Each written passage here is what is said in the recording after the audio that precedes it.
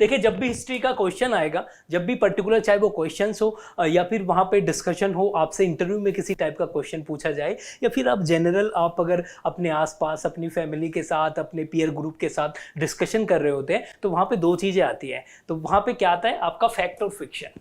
ये मैं क्यों बताना चाहता हूँ, देखिए बात क्या है कि जब आप सिविल सर्विस में जाते हो तो वहाँ पे आपको क्या करना है, आपको मैं पहले भी आपको ये बताया था कि वहाँ को आपको क्या रखनी है, ऑब्जेक्टिविटी रखनी है। ऑब्जेक्टिविटी आपको रखनी है। ऑब्जेक्टिविटी का सिंपल मीनिंग क्या होता है, ऑब्जेक्टिविटी का मतलब होता है अगर आपसे कुछ पूछा जाए, आपसे कोई क्वेश्चन करता है, आपसे इंटरव्यू में कोई क्वेश्चन करता है, आपसे मेंस में कोई क्वेश्चन करता है या प्रीलिम्स में कोई क्वेश्चन पूछता है, तो आपको क्या करना है, आपको सर उसका जवाब देना है मेरिट के बेसिस पे। और मेरिट कहां से निकलती है, मेरिट निकलती है आपकी फैक्ट से।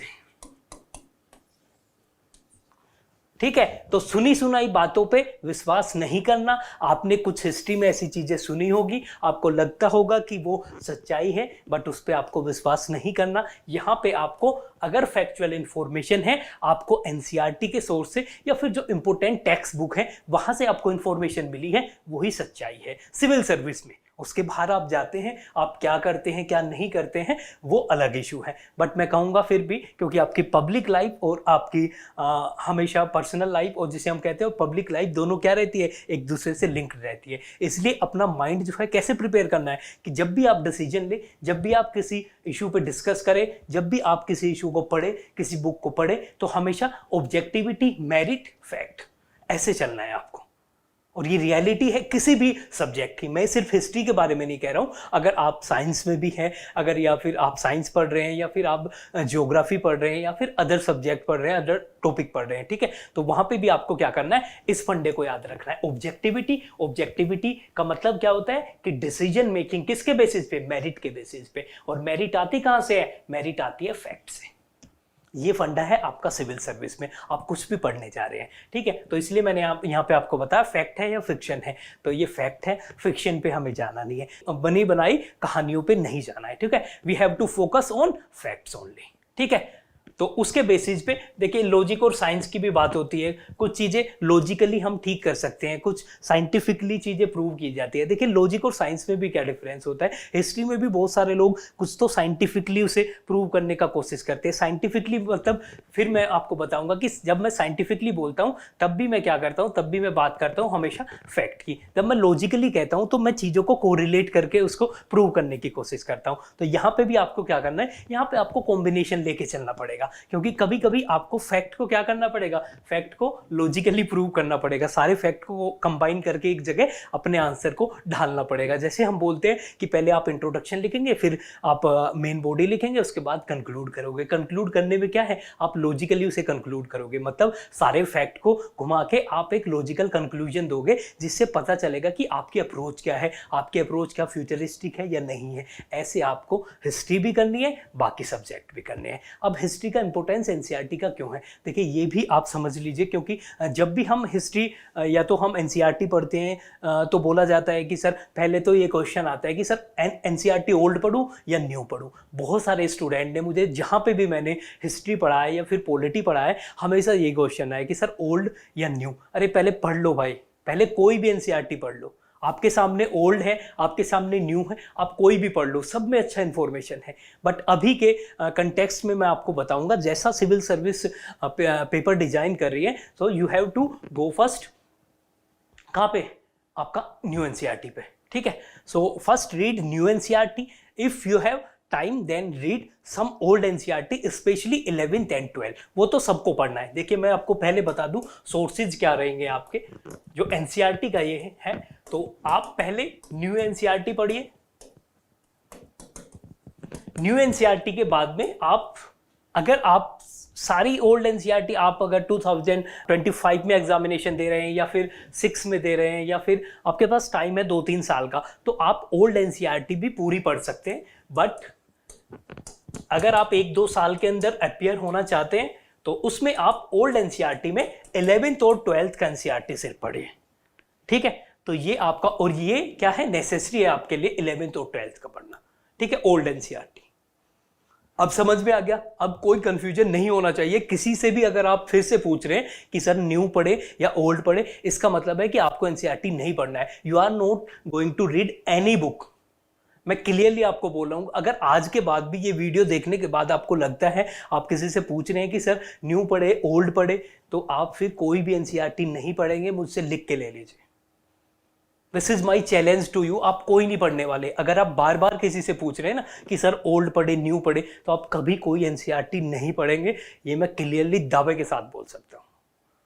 तो कभी भी आपको यहां पर कंफ्यूज नहीं होना है। मैंने क्लियरली आपको बता दिया, न्यू एनसीईआरटी लीजिए, उसके बाद में आप ओल्ड एनसीईआरटी पढ़ सकते हैं, बट उसमें 11 12 तो आपको जरूर पढ़ना है। अगर आपके पास टाइम है तो आप सारी ओल्ड एनसीईआरटी भी पढ़ सकते हैं, ठीक है। बट क्लियर फोकस यहाँ पे होना चाहिए, क्योंकि अगर आप पिछले सालों में देखें आप, तो क्वेश्चन जो डिजाइन होने लगा है वो न्यू एनसीईआरटी के पैटर्न पे ज्यादा है, ठीक है। तो कुछ ऐसे इंफॉर्मेशन उसमें है, या फिर पर्टिकुलरली जो टॉपिक उसमें डिस्कस किए हुए, या रैंडम टॉपिक पे भी। देखिए एंशिएंट हिस्ट्री की मैं स्पेशली बात करूं, एंशिएंट हिस्ट्री, मिडाइवल हिस्ट्री की अगर मैं बात करूं, तो यहाँ पे कुछ ऐसे रैंडम क्वेश्चंस आएंगे जो आपसे नहीं होंगे, तो उनके पीछे भागना भी नहीं है आपको, उनके पीछे नहीं भागना। क्योंकि अगर मेंस एग्जामिनेशन की बात करूं तो ये दोनों पोर्शन आपके नहीं आएंगे, उसमें आर्ट एंड कल्चर का पोर्शन आएगा, और वो जनरली अगर आपको छोटी चीजें पता है, थोड़ा थोड़ा सबका पता है, तो आप क्वेश्चन को अटेम्प्ट कर पाएंगे। बट एंशिएंट और मिडाइवल हिस्ट्री से डायरेक्टली ऐसा क्वेश्चन नहीं आएगा। पॉलिटिकल और बाकी हिस्ट्री वो पूछी नहीं जाएगी,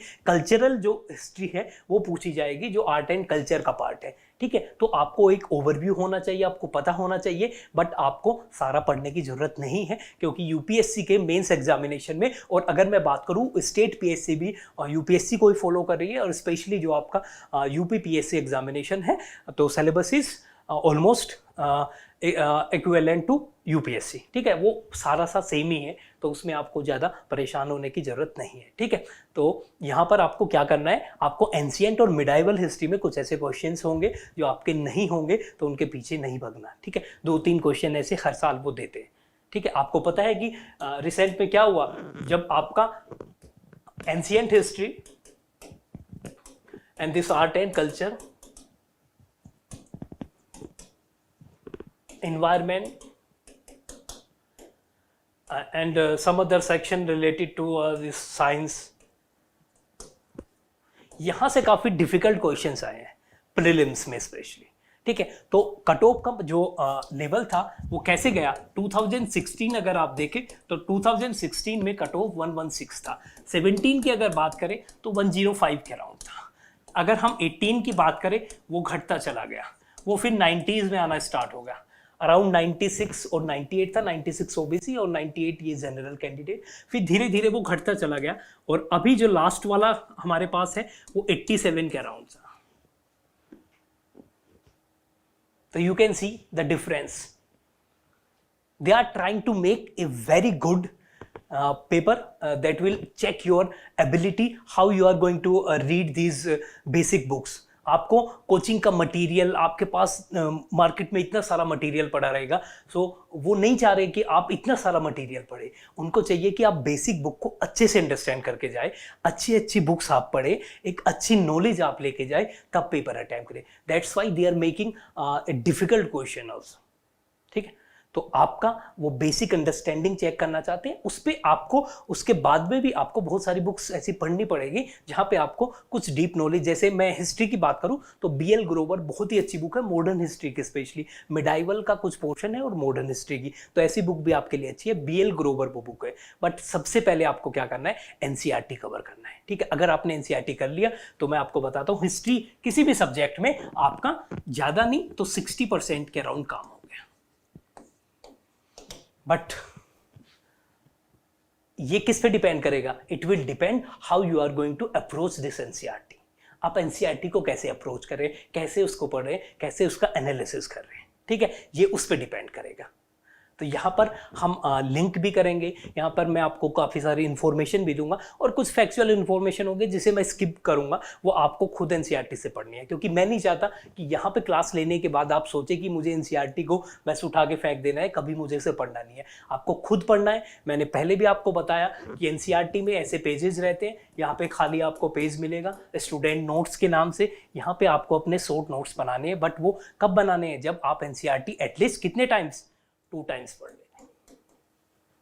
जब आप थर्ड टाइम आएंगे आप, तो थर्ड टाइम में आपका क्या होगा, थर्ड टाइम में आपका यहाँ पे आपको पता चलेगा कि ये इंफॉर्मेशन लेना है और ये नहीं लेना है। और वो कब पता चलेगा, you will know that when you are going to analyze 2 things.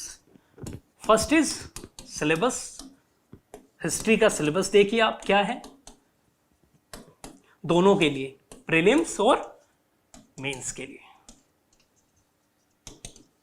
Second, you have to analyze previous year paper.